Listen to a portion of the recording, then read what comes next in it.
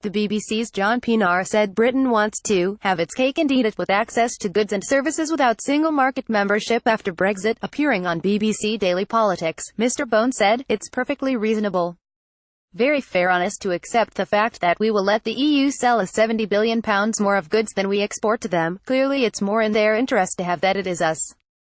So, of course, they are going to agree to it." Mr Bone said a free trade deal must include goods and services because you can't have one without the other. He said, "Why would we let them sell tons and tons of goods to us and not let us export our services?" Getty BBC Peter Bone said the EU will offer a free trade deal because it has too much to lose. We will let the EU sell us £70 billion more of goods than we export to them. Peter Bone. The EU agreed on December 8 that sufficient progress had been made on key Brexit issues to move Brexit negotiations on to the second phase of talks. The Brexit deal received a mix of responses, with some Brexiteer MPs arguing that Britain should leave with no deal.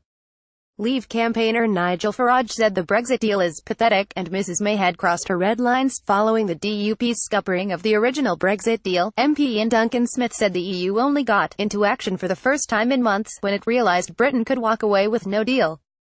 Mr Duncan Smith said the reaction by the European Union to the failed Brexit deal was fascinating, as it suddenly realised it was staring down the eyes of a no deal. Speaking to the BBC, he said the EU's need for a deal is interesting for Britain's going forward. He said, "They got into action for the first time for many months. The EU recognises that they really do need and want a free trade arrangement with the UK, and they were prepared to do what was necessary to get it. That's interesting to us going forward. We can make that deal."